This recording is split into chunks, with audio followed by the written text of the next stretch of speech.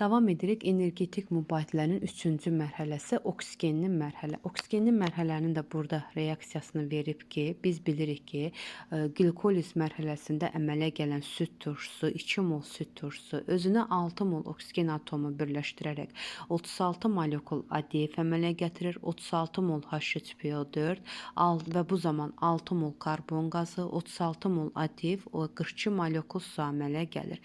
Bunların hər birinin molekul sayını bilməliyik.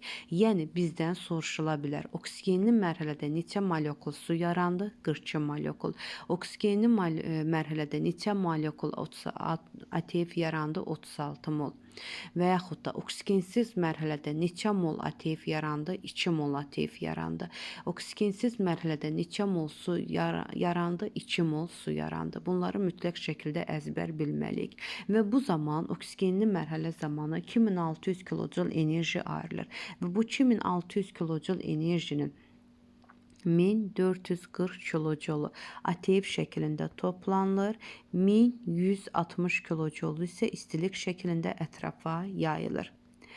Və bu alınan enerjilər nəyə sərf olunur? Böyümə və inkişafa, maddələrin daşınmasına, elektrik potensialların əmələ gəlməsinə. Bu ısqatlar özlərinin elektrik impulsu verə bilir. Bəli, hərəkətə, işıq saçmaya və s.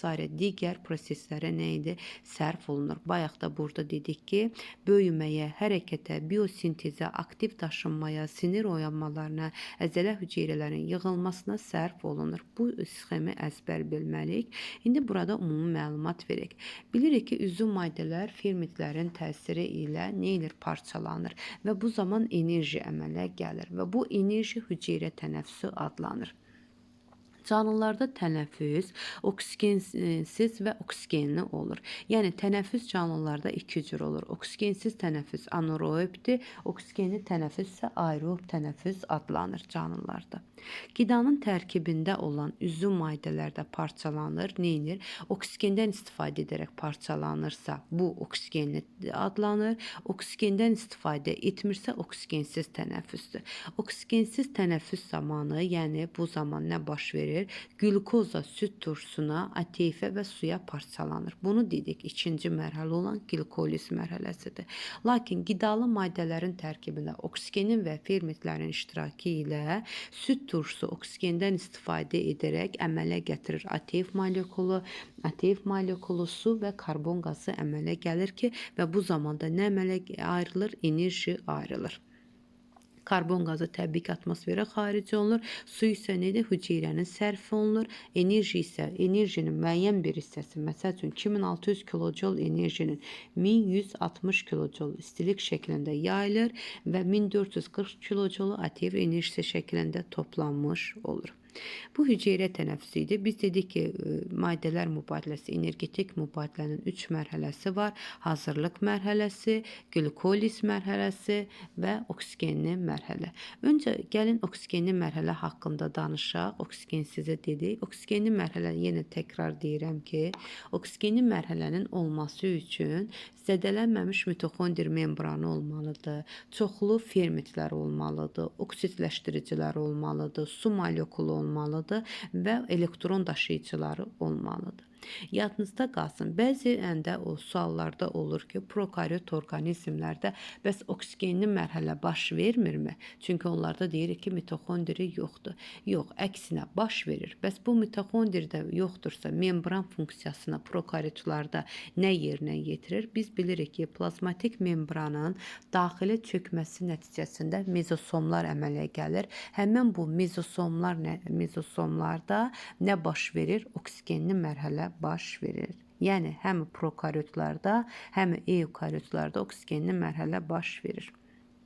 İndi bu oksigenli mərhələ harada baş verir? Mitoxondrin bilirik ki, daxili yarımaye mühiti olan matriksdir. Məhz matriksdə oksigenli mərhələ baş verir. Və bu zaman mitoxondr daxilində nə edir? Süd turşusu hidrolizə uğrayır. Həmişə hidrolizə uğramaq o deməkdir ki, o su ilə reaksiyaya girsin. Bunu yadınızda saxlayın. Hidrolizə uğrayır. Bu zaman karbon qazı 12 mol hidrogen protonu yaranır. Amma biz məsələlərdə 1 mol qlükoza yarandıqda, 1 mol qlükoza olduqda və yaxud da bizə məsələ şərtlərində verilir ki, 36 mol ATF yarandıqda oksigenli mərhələdə karbidlər də 36 mol ATF yarandıqda membrandan, mitoxondriya membrandan neçə hidrogen protonu keçir? Yadınızda qalsın, bu bir qayda olaraq 36 mol ATF yarandıqda membrandan 24 mol hidrogen protonu keçir. 24 mol. Bunu yadınızda saxlayın. Burada indi 12 süd turşusuna görədir. Amma qlükozaya görə 24 mol hidrogen protonudur. Yəni bir qayda olaraq 36 mol ATF yarandıqda membrandan 24 mol hidrogen protonu çıxmış olur. Və bu hidroliz nəticəsində hidrogen özü elektronlarını itirir. Və bu biz bilirik ki, mitoxondri bu cür iki membranlı idi, düzdürmü? İki membranı. Daxili membranı qırışlı, xarici membranı hamar idi. Və daxili membranı nə adlanırdı? Kristlər. Və hidrogen elektronunu itirir və daxili membranın başlayır, nə edir? Elektron daxili membranın xaricinə çıxır. Məsəl üçün bu hissədə idisə, daxili membranın xaricinə çıxır. Və hidrogendən ayrılmış elektronlar da, bu sərbəst elektronlar sərbəst qalmır və ətraf mühitdən daxil olmuş oksigenə biz bilirik ki, o oksigen atomunu ən çox istifadə edən hüceyrədə mitoxondri orqanoididir ki, həmin bu ətraf mühitdən daxil olmuş oksigen daxili səthində toplanmış oksigenlə birləşərək elektronu birləşərək nə edir? Mənfi yüklü oksigen atomunu əmələ gətirir. Deməli, hidrogen burada müsbət oldu. Daxildə isə mənfi yüklü oksigen atomu əmələ gəldi. Bu zaman müsbət və mənfi nə baş verdi? Potensiallar fərqi baş verdi. Bunu da yadımızda saxlayaq. Fermentin adını ki, hidrogendən ayrılmış elektron daxili səthdə toplanmış oksigenlə birləşirsə, bu hansı fermentin sayəsində mümkündür? Oksidaza fermentinin iştirakı ilə baş verir. Testdə düşə bilər. Deməli, oksigen özünə sərbəst elektronu birləşdi. Nəyin hesabına? Oksidaza fermentinin hesabına. Bu zaman potensiallar fərqi yarandı. Yəni, yenə təkrar çəkirəm. Burada hidrogen müsbət, oksigen mənfi. Və potensiallar fərqi 200 atom kütlə volta çatdıqda hansı fermentin sayəsində? ATF sintetaza fermentinin sayəsində proton kanalı ilə hidrogen protonu müsbət membranın daxilinə keçir. Hardaydı? Daxili membranın xaricində idi. Həmin bu ATF sintetaza fermentin köməyi ilə yenidən bu hidrogen daxilə keçir. Və hidrogen daxilə keçdikdə burada oksigen atomu ilə var, reaksiyamız budur. Diqqət yetirək. Oksigen atomu ilə birləşərək su molekulu və sərbəst oksigen əmələ gətirir. Və bu zamanda bu prosesdə proton isə oksigenlə birləşərək sərbəst oksigen əmələ gəlir. Həmin bu əmələ gələn sərbəst oksigendən süd turşusu istifadə edərək, bax bu reaksiyamız yaranır. 6 mol oksigendən istifadə edərək 36 mol ADF-dən, 36 mol HCl4-dən istifadə edərək 36 mol ATF əmələ gətirir, 42 molekul su əmələ gəlir. Və bu zaman 2600 kilojul enerji ayrılır. Və bunu 1440 kilojul ATF şəklində, 1160 kilojul istilik şəklində xaric olunur.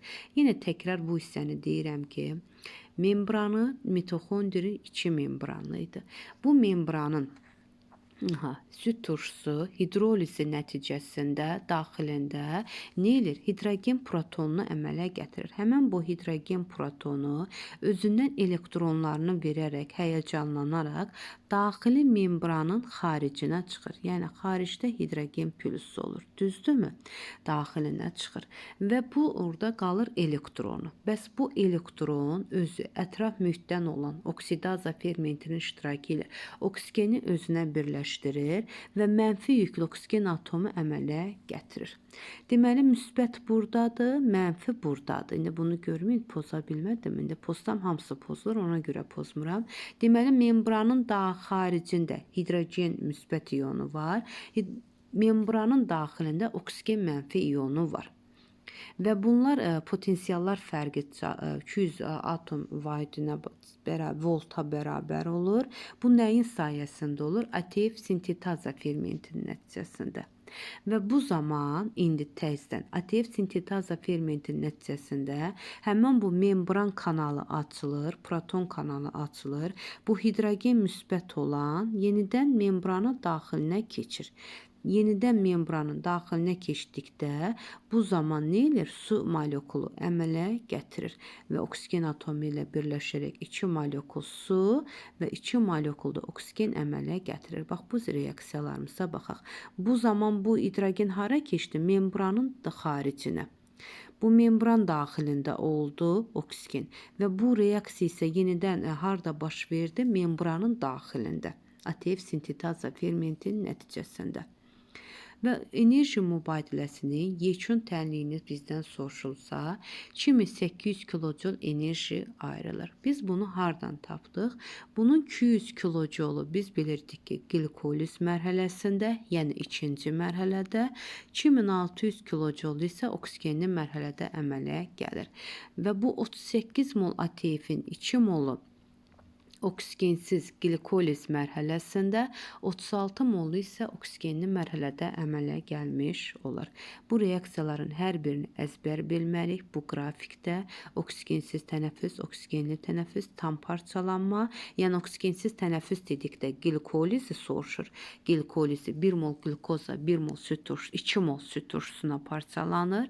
1 mol glikoza 2 mol süd turşusuna parçalanır və bu zaman 200 kilojul enerji ayrılır. Oksigenli mərhələdə də yenə süd turşusu oksigendən istifadə edərək, bu 2 mol süd turşusu oksigendən istifadə edərək 2600 kilojul enerji yaranır. Tam parçalanma isə reaksiyanın yekun tənliyidir. Və biz həmişə yadımızda saxlayaq ki, energetik mübadilənin neçə mərhələsi var deyəndə 3 mərhələsi var. Bunları mütləq qeyd edirik. Bəzən müəllimlər və şagirdlər unuduruq ki, energetik mübadilənin hazırlıq mərhələsini unuduruq, elə ikinci mərhələdən götürürük. Xeyr, əgər bizə desək ki, energetik mübadilənin 3-cü mərhələsi, bu onda oksigenli mərhələ olur. Energetik mübadilənin oksigensiz mərhələsidirsə, bu ikinci mərhələdir. Yəni, oksigen atomu iştirak etmir. Birinci mərhələsidirsə, hazırlıq mərhələsidir ki, hazırlıq mərhələsi baş verir həzm kanalında. Oksigensiz mərhələ baş verir sitoplazmada. Oksigenli mərhələ baş verir mitoxondirdə. Bax, burada da reaksiya baş verir. Oksigensiz, oksigenli və fotosintez. Bunlar da təbii ki, fotosintezi deyəcəm. Bu qədər energetik mübadilədə ən vacib olan bizim əzbərləməli olduğumuz 3 reaksiyadır ki, bu reaksiyaları mütləq şəkildə əzbərləməliyik. Bax, bu şəkildə verilib, burada ardıcıl sürətdə. Bunların hər birini əzbərləməliyik və hər reaksiyada nə qədər ATF molekulu, nə qədər enerji yaranır. Burada isə nəyə demək istəyirəm? Enerji çevrilmələri. İstehsalçı bilirik ki, bitkilərdir. Bitkilər istehsal edir. İstehlakçı isə heyvanlardır, göbələklərdir və s. Yəni heterotrof orqanizmlərdir. Redusentlər isə indi ekologiyadan anlayışı olanlar bilir ki, redusentlər üzüm maddələri mineral maddələrə qədər parçalayır. Həmişə yadınızda qalsın, yüksək keyfiyyətli enerji yaranır harda? Fotosintez nəticəsində, yəni istehsalçılar tərəfindən yaranır. Və bunlar havadakı karbon qazından və sudan istifadə edərək yüksək şəkərlər, yüksək keyfiyyətli enerji əldə edir. Amma iş üçün və aşağı keyfiyyətli enerjidən də istifadə edir nə? İstehlakçı və redusentlər. Bax, burada qeyd olunubdur. Və iş üçün yüksək keyfiyyətli enerji nəyə sərf olunur? Biosintezə, hərəkətə, membran keçiriciliyinə, bir də bioluminasiyaya. Bioluminasiya nə deməkdir? Bu canlı orqanizmlər özlərindən işıq saçması. Yəni, bəzi canlı orqanizmlər var idi ki, özlərindən işıq saçma xüsusiyyətinə malikdir.